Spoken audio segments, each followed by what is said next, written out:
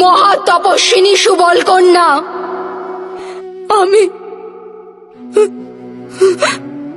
মহা হতভাগিনী দুঃখী মাতা,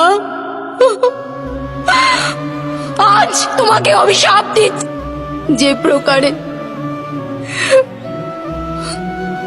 আমার বংশের বিনাশ হয়েছে, সেই প্রকারে তোমার চোখের সামনে তোমার যাদব বংশের বিনাশ হবে। পশুর ন্যায় সমস্ত যাদব একে অপরের রক্ত পান করবে,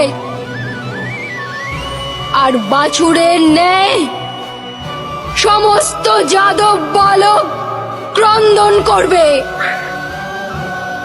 ওদের অশ্রু মুছিয়ে দেওয়ার কেউ থাকবে না। তোমার নগরীয় সমুদ্রে নিমজ্জিত হবে, আর তুমি কোন জঙ্গলে একলা অশক্ত এক বৃদ্ধ পশুর ন্যায় এক শিকারীর হস্তে তীরবিদ্ধ হবে। এক পুত্রহীন মাতার হৃদয় থেকে নির্গত অভিশাপ কখনো বিফল হয় না।